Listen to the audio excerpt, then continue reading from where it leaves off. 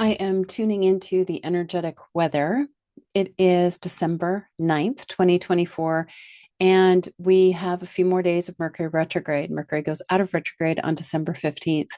And as I tune into how to use the energetic weather right now, it is all about organizing for greater flow, which then moves you into greater success internally, externally, and greater fulfillment internally as well. If you aren't feeling motivated, you feel almost like you're in the doldrums, explore the idea that you want to, instead of running around organizing every aspect of your life, use Mercury retrograde right now to allow for deep, profound integration. Anytime we haven't integrated, we'll have a really hard time moving forward, getting inspired, and getting clarity. So, just like after a big meal, you hold space for an energetic integration. And I'm just going to give you a little sample of the how of how to do that. You take a deep breath in. You imagine and intend pulling your energy and awareness into an inner river of light that I call the divine line. To use your exhale to ground and anchor into that inner river. And then to invite your energetic fields in an appropriate dimension to allow for a deep and profound integration of all of the shifts, the releases, everything that you've learned, all of the awareness that you've cultivated. And you just hold space as you sleep in the night prior to going to bed, and as you move in the day, to invite some energetic aspect of you to allow for integration in a higher realm.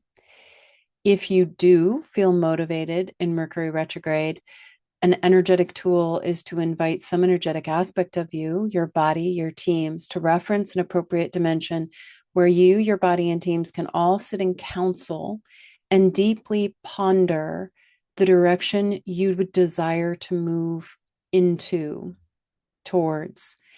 And then as you hold that space of some energetic aspect of you, your body, your teams is referencing an appropriate dimension where you are allowing for a deep pondering, reflection, revisiting your passion that you hold in your heart, and to begin calibrating grids, fabric, it's like a roadmap in a higher realm that allows for clarity, motivation, inspiration, flow, appropriate direction. And then, as some energetic aspect of you aligns your energetic blueprint, your map in a higher floor, on a higher floor, and then you allow for that to ripple and reflect to you in the physical dimension. And then you start feeling into the physical objects in the physical dimension and pondering, do I really need that energy in my space? Or does that carry me into a different direction that I don't want to go? And whenever we are in a physical space, like an office or even a bedroom or your meditation room, you want to think about, is every single object in that room lifting you up, inspiring your creative current, or does it have a heaviness? And every object has a spirit energy. And so during Mercury retrograde, it's a perfect time to connect with the spirit of all objects and invite them to ponder where they want to live, be, move on, transition, find a new home, move to a different space, a different place that then creates a more inspired energy. So, two simple practices to use for the next few days while we're in Mercury retrograde.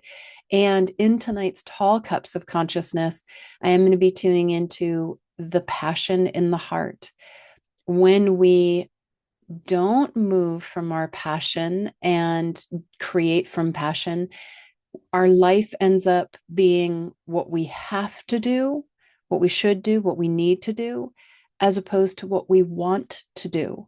So if you are feeling like you're at a crossroads or you want more inspiration, motivation, tune into tonight's Tall Cups, where we're going to be bringing in energetic protocols to help you activate that vibration of passion in your heart and bring in supportive, energetic flow. Oh.